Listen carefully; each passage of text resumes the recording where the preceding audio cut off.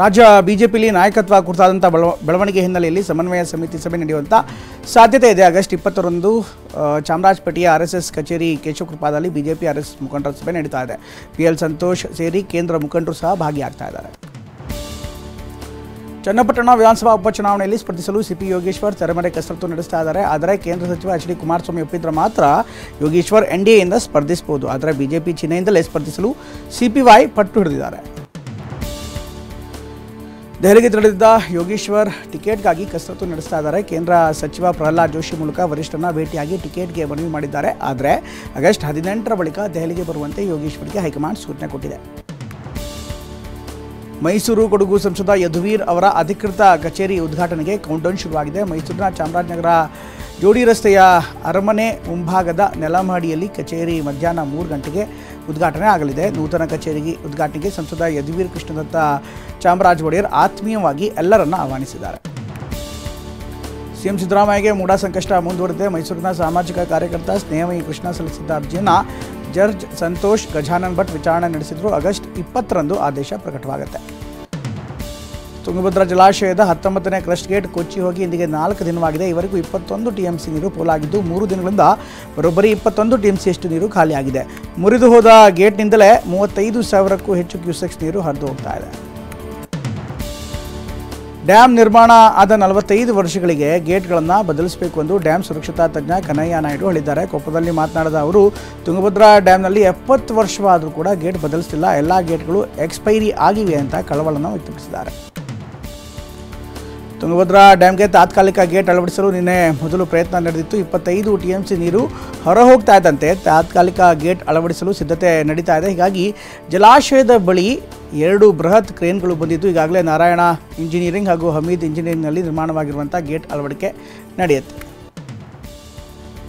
ಗಿರಿವಿಟ್ಟಿದ್ದ ಆಭರಣಗಳ ಜೊತೆಗೆ ರಾಜಸ್ಥಾನ ಮೂಲದ ಸೇಟು ಮುನಾರಾಮ್ ಎಸ್ಕೇಪ್ ಆಗಿದ್ದಾರೆ. ಬೆಂಗಳೂರು ನಗರ ಜಿಲ್ಲೆಯ ಆನೇಕಲ್ ತಾಲೂಕಿನ ಕಚನಾಯಕನಹಳ್ಳಿ ಗ್ರಾಮದಲ್ಲಿ ಘಟನೆ ನಡೆದಿದೆ. 10 ವರ್ಷದಿಂದ ಗಿರಿವಿ ಅಂಗಡಿ ನಡೆಸ್ತಾ ಇದ್ದಂಥ ಮುನಾರಾಮ್ ಲಕ್ಷಾಂತರ ರೂಪಾಯಿ ಮೌಲ್ಯದ ಚಿನ್ನಾಭರಣ ತೆಗೆದುಕೊಂಡು ಎಸ್ಕೇಪ್ ಆಗಿದ್ದಾನೆ. ಸಿಎಂ ಸಿದ್ದರಾಮಯ್ಯಗೆ ರಾಜ್ಯಪಾಲರಿಂದ ಶೋಕಾಸ್ ನೋಟಿಸ್ ಖಂಡಿಸಿ ಶ್ರಮಿಕ ವರ್ಗಗಳ ಒಕ್ಕೂಟ ಬೀದಿಗಿಳಿದಿತ್ತು. ಚಾಮರಾಜನಗರದ ಭುವನೇಶ್ವರಿ ವೃತ್ತದಲ್ಲಿ ರಸ್ತೆ ತಡೆದು ಬೃಹತ್ ಪ್ರತಿಭಟನೆ ನಡೆಸಿದರು. ಪಕ್ಷಪಾತಿ ರಾಜ್ಯಪಾಲರನ್ನ ಕೇಂದ್ರ ಸರ್ಕಾರ ಕೂಡಲೇ ವಾಪಸ್ ಕರೆಸಿಕೊಳ್ಬೇಕು ಅಂತ ಒತ್ತಾಯಿಸಿದರು. ಕನ್ನಡ ಚಿತ್ರರಂಗದ ಏಳಿಗೆಗಾಗಿ ನಡೀತಾ ಇರುವಂಥ ಮಹಾಯಾಗ ಬೆಳಗ್ಗೆ 8 ಗಂಟೆಯಿಂದ ಆರಂಭವಾಗಿದೆ. ಚಾಮರಾಜಪೇಟೆಯ ಕಲಾವಿದರ ಸಂಘದ ಕಚೇರಿಯಲ್ಲಿ ಹಿರಿಯ ನಟ ದೊಡ್ಡಣ್ಣ ದಂಪತಿ ಪೂಜೆ ನೆರವೇರಿಸಿದರು. 5 ಮುತ್ತೈದರು ದೀಪ ಹಚ್ಚಿ ಪೂಜೆ ಶುರು ಮಾಡಿದರು.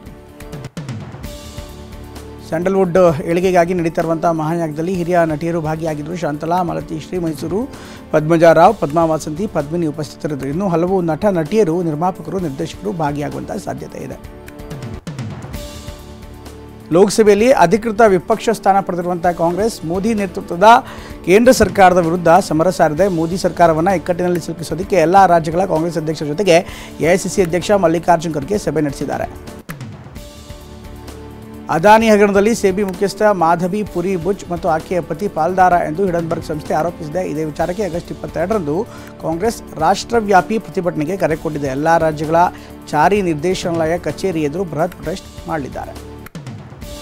ಉತ್ತರ ಪ್ರದೇಶದ ಹಾಪುರ್ ಎಂಬಲ್ಲಿ 31 ವರ್ಷದ ಅಭಿಷೇಕ್ ಗೌತಮ್ ಮೈಮೇಲೆ 631 ಸೈನಿಕರ ಹೆಸರು ಹಚ್ಚೆ ಹಾಕಿಸಿಕೊಂಡು ಸೇನಾಭಿಮಾನ ಮೆರೆದಿದ್ದಾನೆ. ಜೊತೆಗೆ ಮಹಾತ್ಮ ಗಾಂಧಿ, ರಾಣಿ ಲಕ್ಷ್ಮೀಬಾಯಿ, ಭಗತ್ ಸಿಂಗ್ ಸೇರಿದಂತೆ 631 ಸೈನಿಕರ ಹೆಸರುಗಳನ್ನು ಮೈ ಮೇಲೆ ಬರೆಸ್ಕೊಂಡಿದ್ದಾನೆ.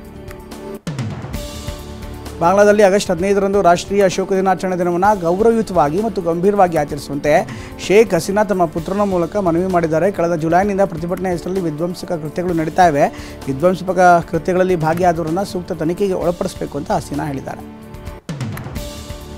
100 ಗ್ರಾಂ ತೂಕ ಹೆಚ್ಚಾಗಿದ್ದಕ್ಕೆ ಒಲಿಂಪಿಕ್ಸ್ ಫೈನಲ್ನಿಂದ ಅನರ್ಹಗೊಂಡ ಕುಸ್ತಿಪಟು ವಿನೀಶ್ ಪೊಗೆಟ್ ಬೆಳ್ಳಿ ಪದಕ ತೀರ್ಪು ಮತ್ತೆ ಮುಂದೂಡಿಕೆಯಾಗಿದೆ.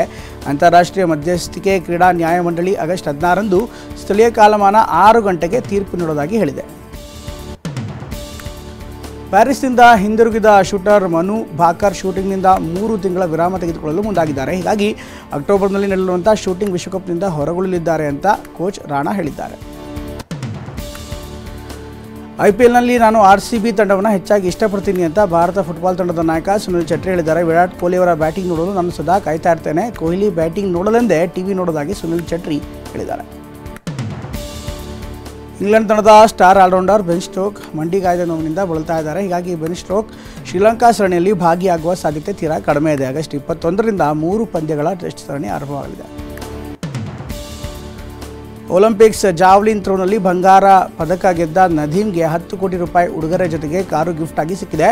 ಪಂಜಾಬ್ ಪ್ರಾಂತ್ಯದ ಮೊದಲ ಮುಖ್ಯಮಂತ್ರಿ ಮರಿಯಂ ನವಾಜ್ರಿಂದ ವಿಶೇಷವಾಗಿ 9297 ನಂಬರ್ ಪ್ಲೇಟ್ನ ಕಾರು ಕೂಡ ಸಿಕ್ಕಿದೆ. ನದೀಮ್ ಜಾವ್ಲಿನ್ ಥ್ರೋನಲ್ಲಿ 92.97 ಮೀಟರ್ ದೂರಕ್ಕೆ ಜಾವ್ಲಿನ್ ಎಸೆದು ದಾಖಲೆ ಪಡೆದಿದ್ದರು.